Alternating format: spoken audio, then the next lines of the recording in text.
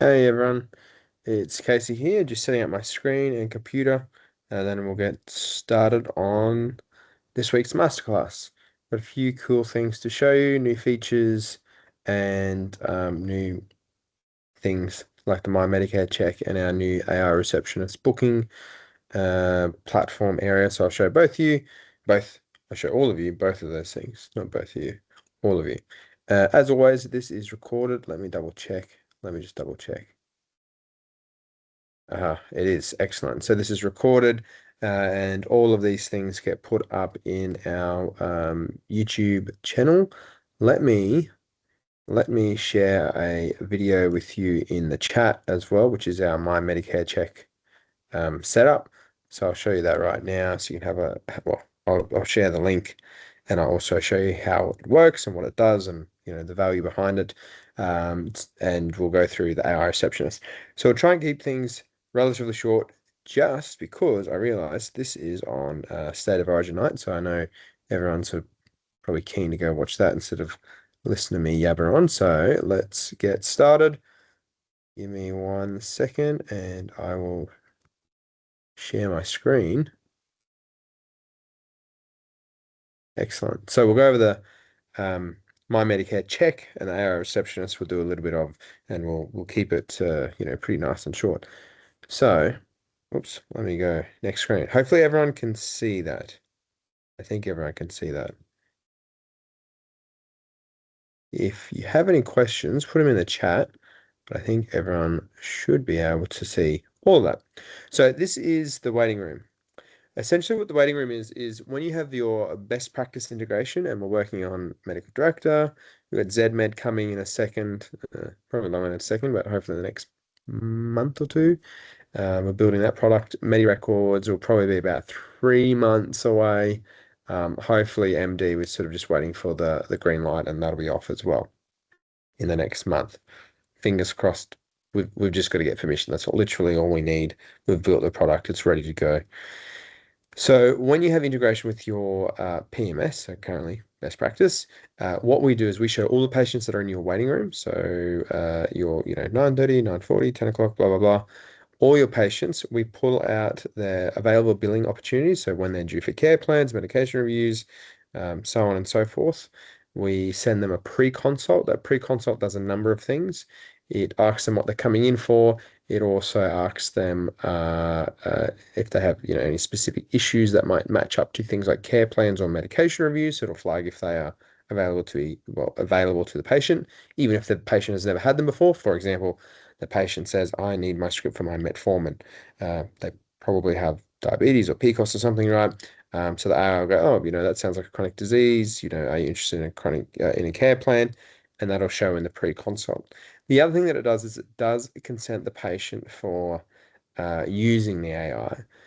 We're working on a My Health Record integration. As part of the consent process for using the AI, we will also consent for you as the GP to access the AI, access the My Health Record to show that data. We think that'll be very valuable once we've got that integrated. We have a pre-alpha video available that you can watch to see how it would work. That's still a little ways away, so we'll keep you updated. Now, the other thing that we do in the waiting room now is the My Medicare check. This is completely automated, so there is nothing that you need to enter for your waiting room. It will check everyone in the waiting room for your next week. So when you go up to here, you can see here it says on mine yesterday, but you can go tomorrow, etc. So it'll check all, like everyone that you can possibly see in your waiting room, it will check. A few other cool things it does is total billing opportunity, so it gives you an idea of, how much dollar value of things to be billed. Also estimates your total appointment time just based on previous appointment time for each patient. So you have a patient that books in a 15-minute appointment, but they always take 19 minutes, you're probably going to run late, so on and so forth. So the My Medicare check is this little green one. So this patient, so I know there's no patient, so usually the patient details sit right about there, in between the time and the billing. I've got rid of that all, of course. So you can see there's a little green tick. That means they are registered, good to go. So you could do their, care plan or something like that. The ones that are grayed out are not registered. Now, what we're going to do as part of the second part of this implementation is that you'll be able to click a button. So click on that. kind of like a little building, I suppose. I suppose it's a building because they're registered at your practice, right? And that button will send the patient a text that'll say, do you want to register for Mymedicare? And then when they go to register, you will register it to your Proda. So this Services Australia integration is a little bit different to all of our other ones. So you're probably aware that we have the PBS authorities, the Proda item check, and the well, now Mymedicare check. I think that's the three that we've got. So the other two checks, well, Proda check and the PBS authorities, run via our integrations into Services Australia. So ours is in MBSPro. The Mymedicare check can't run via our integration because we've got to check if it's registered to your practice. So that means that we need your details, as in details of your practice, that you can input into MBSPro. So I'm going to go through and show you how you do that. There's a couple of reasons to do that. So one, obviously, so we can automatically just check everyone, and you know that makes it really easy to see who is and isn't registered.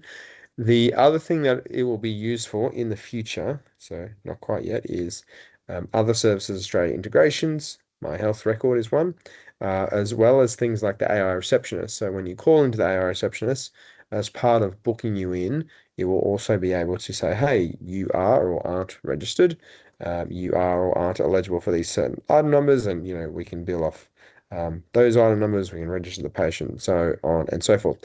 The idea being that the AI receptionist will be a very, you know, very human-like and be able to do a lot of different things, which will make it valuable. So let me go through this process, and then we're going to also talk about our new AI receptionist booking, complex booking, you know, platform. So the way that you need to set up your Mymedicare is you need to log on to Proda. So you just do this once. You don't do this every single time. You just log it in to connect them, and then you're good. Log into Proda. You want to go to HPOS, so go to Services. Then you click on your practice. So mine's called Going Medical Practice. That's kind of my medical center. You then want to go down to organization register.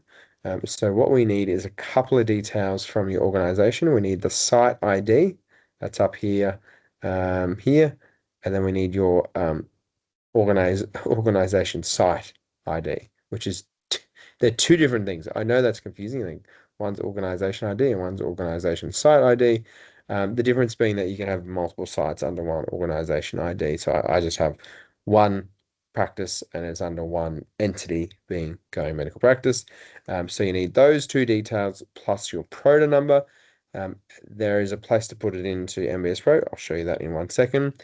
The other thing that you need to do is you need to go to organizations up the top here and create what is called a B2B device. So you go to your organizations, whoops, click on your organization, and then go B2B devices. This is probably where your practice management software system is registered. This is where you bill through BP. So you can see here I've got my BP registered. It connects to Services Australia and you know can bill through that, which is good because that's what you want to do when you're using best practice. For our Mymedicare check, it's the same thing. We want to check through your Proda for your organization site and site ID to be checking people that are registered to you as an individual practitioner and practice to your Mymedicare. So you just need to go register a new B2B device. It's very simple. You just put in the device name. So I've just put in Mymedicare check. You go register device, and then you'll get these codes. Okay. So now you've got all the codes that you need. I know it's a few little steps, but you just need to do it once. So you need to put in organization ID, organization site ID, and click activate, and you'll get a little green, you know, a little green thing come down the right top hand corner that'll say, you know, it's connected. And then you'll have a button here that says add B2B device, and it will ask you for these three things. So you can copy and paste and click connect. And then if it works, you'll get this Mymedicare check, as in the name of the thing. It's connected, the device is active, the key is active. Once you've done that, you're done. So there's nothing else that needs to be done. That's awesome. That's great. That means that your waiting room will now have this extra green button that will do the Mymedicare check everyone in the waiting room, and it's done automatically. So you don't need to connect anything else up again. The only thing I'd add to that is that these B2B devices, they can expire every 6 to 12 months. So you have to log back on and just change the expiry date, but it'll stop you from going under Proda, seeing who is or isn't registered, looking at the Mymedicare check on Proda, which is a pain. It is just everyone in the waiting room automatically check, significantly simpler than it has been before. So that's how Mymedicare works. I wanted to show everyone that, and I'll also show everyone our AI receptionist. Let me just check if there's any questions before we move on.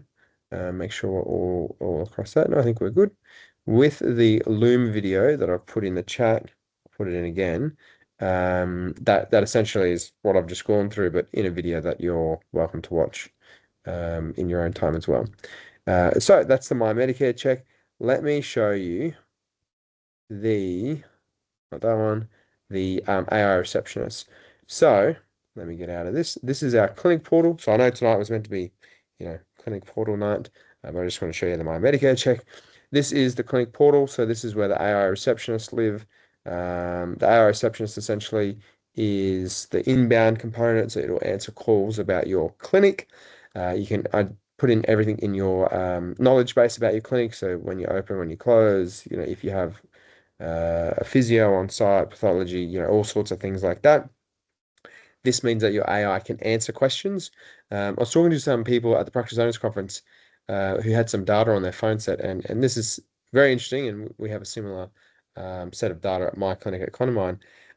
Probably only about 50 to 70% of your calls are actually calling in to book an appointment. Probably about 30%, or at least 30%, maybe a little bit more, calling in to just check, if you're open, to check if that doctor is on holiday, to check if the appointment that they have already booked is confirmed, to just see if the pharmacy is open next door, even though the pharmacy may not be related to you, seeing if the pathology is open, so on and so forth. So a ton of questions not necessarily related to booking. So this is where AI receptionists can really excel at, because it's just the same information that your receptionists are probably giving out. Now, in terms of our settings, what we've done is we've upgraded this significantly. So it's a lot more, it can handle a lot more complexity. It doesn't need to be more complex, but it can handle complexity. So general practice has a lot of complexity in terms of bookings. We can have standard appointments, long appointments. We could have different appointments for different practitioners. Some people will do a care plan in 10 minutes, and some people do a care plan in, half an hour. We have after hours. We have phone appointments. People that work off site, they just do the phones. We do procedures that might be booked across your nurse and yourself. There's things that go out to the procedure room other than excision. So ECG, spirometry, blah blah blah. So a ton of complexity. So what we've tried to do is match that in with your system. So this will look very familiar to booking platforms if you've ever been involved with setting those up. Otherwise, it can look a little bit daunting, but it just makes it a little bit easier. The key to this is probably testing it. So when we set this up for your clinic, we set up a test line. So don't feel like you have to go live until you have a test line and you're happy with how it books, and then we can customize it for you. So a test line is something that does book into your best practice, but it's a phone number that no one knows. So instead of your main phone number, it's a random phone number, so you and your receptionist can test it and make sure it's working the way that you want to do it. Just a quick note, we can add in preferred name of doctors. So that means that if a doctor is known by maybe their first name, or there's a difficult pronunciation, we can put it in phonetics, so that the AI knows exactly who the patient is talking about. There's nothing worse when a patient rings up and says, I want to see Dr. A, but Dr. A in best practice is actually Dr. B, but he or she uses a different name. So we can customize that, which is great. So you can do that through preferred name. You can also turn it off and on for whoever you like. So this is the different appointment types, and essentially what we've done is we've made it customizable. As soon as I show anyone anything, it's now loading, but that's fine. We can pull this one up. I don't know why this section's loading. There's not even anything on there. What a silly thing. I wanted to show you all the customization that we've got. So essentially what it can do is we can customize it such that, that's fine. We'll show you this while it loads in the back. We can customize it to a really high degree based on what you want the AI to do versus what you don't want it to do. So for example, as a general rule, high value tasks are things that you probably want handled by a human. So for example, if you're doing commercial licenses, you might be, have a occupational medicine type clinic in your clinic, and the commercial license might need coordination between, say, a nurse, a GP, some minor I guess procedures like ECG spirometry, things like that. They all have a certain time frame. They're all privately billed probably, and these things are worth a lot of money, and they're usually for companies that need to get things done at certain times. So you don't want these people that are paying you good money to be frustrated booking through an AI receptionist. So that might be something that you just directly tell the AI. If anyone asks about this thing, send it straight through to the human to book in. On the other hand, AI receptionists are great at, for example, answering questions about your clinic, booking in appointments, like simple appointments that you let it book in, and therefore you might delineate those pathways. So, for example, let's say we want to do a new patient consult. So when new patients book in, we want them to book in a long appointment as opposed to a standard appointment. So a standard appointment in my clinic, so this is my clinic, is 10 minutes. Longs are 20s. We do it a little bit funny, so we have 4 10-minute appointments per hour. So we have two like closed slots, so it's really 15-minute appointments, but they're booked as tens. I know that's sort of a bit strange, but it sort of works. But your new patients might be 20 minutes or whatever a long equivalent is at your clinic because you got to take all their data and their details and put in their meds and blah blah blah blah blah. So we might want to book a new appointment for a new patient as a consult as a long appointment. We'll say that the booking mode is standard, as in we just book new patients with the doctor. However, you might say actually we want new patients to book consecutive appointments. So what that means is they will sit with the nurse and they will sit with the nurse for, let's say 20 minutes, and then they will sit with the doctor for, well, let's say 10 minutes, so a standard appointment. So what that means is, so we'll change this back to a standard. So what that means is they're going to be booked with the doctor, and then they're going to be booked with, booked with the nurse, and then booked with the doctor. So, and just to explain what the slot color restriction means, in best practice, you can change your appointment book to have different colors. You might do that to line it up with your booking platform. So we use Automated App Clinic, and on the weekends, we don't let anyone book on the weekend until it's like midnight, and then the appointments open, and all of the appointments are private. So there's no bulk billing at all. The appointment is, I think it's pink of a sort. So let's see there, magenta. It's probably magenta. So what that means is that the AI can book appointments on this colored slot. You might also have, for example, doctors in your clinic that only do telehealth and they're under a certain color. Clearly, you don't want the AI to book in, a new patient that rocks up to your clinic for, a telehealth appointment, right? So this is a way that we can even further customize what is going on in your clinic, what things the AI can access and not access. So here's another example. If you were a bulk billing clinic, it might be fine just to pretty much book in anywhere because you're going to get bulk billed. Whereas if you're a private billing clinic or you do certain things privately, you might not want the AI receptionist to book those things in because you want to take payment before they happen. We currently don't have a payment platform integrated with BP. We have Stripe integrated elsewhere in our product.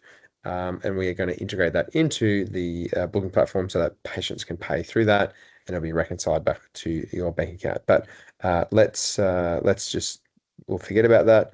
So actually, we're going to get rid of that color. So there's no specific restrictions. It is booking, and we're going to enable it for the doctors that are taking new patients. You might not have every doctor taking new patients, so we will add that appointment, and it will be added. And it'll be added as a new patient appointment, which you can see here new nurse appointment. So doctor and nurse. I should have called it new patient. So let's go back and edit it. New patient appointment. So now we have said the rules for how an AI can book. They can book a new patient appointment. They've got to book it with the doctor and nurse. There's no color restrictions. We've got a specific duration. We've enabled it for certain doctors. I've accidentally enabled it for everyone, but you can enable it for the doctors that are taking new patients. And that will mean that this nurse appointment is specifically what you want to do. If someone asks about a home visit, that's a transfer because that's not something that happens all the time. Workers' compensation, you might say, is a transfer as well. A flu vaccine, we do flu clinics. That's a transfer for us to the human receptionist because we triple and quadruple book those over certain appointments. We do have the ability to book over certain appointments. So, for example, we do script clinics that will say that AI can book. These are done and then what it'll do is we'll match it up to our appointments. Let me find it. You can see we've got a lot of appointments. So I do some full fee stuff. That's cool. So we'll just match it up to a phone appointment because let's just say I do script clinics as phones. I'll do that as a standard. We do those on a certain color in our BP, which I believe is magenta. And sometimes we even have a placeholder. So a placeholder is when you've booked over your normal white slot with like a blue slot, and it might say something like script clinic. So ours is script clinic times 2.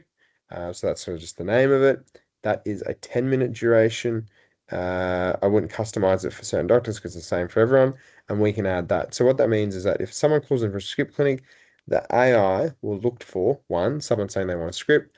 Two, when it searches your database for appointments, it'll look for standard appointments with the color magenta, or if it says script clinic times 2 as a placeholder, and it will book on top of those things.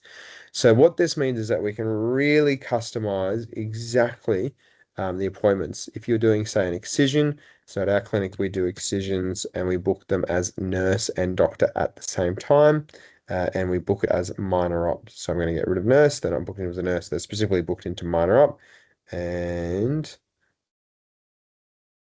minor op because we have 3 minor op rooms. We have 3 like columns for them, 2 columns for them. Now, I know you're going to say, why would you have 2 columns for 3 rooms? Because you have 2 minor ops that are sort of back to back, as in the doctor flips in between each one, and then we have a third minor op room, but it's sort of like across the way. Anyway, I digress, right? So let's go. Well, it's definitely not going to be a phone consult. It is going to be a minor op, which we should have in here somewhere. Here, minor op. They're usually booked as 20 minutes. And then we'll do it as, so these are no colored. There is no placeholder. Although maybe sometimes there is a placeholder. It's called minor op. The duration is usually 20 minutes.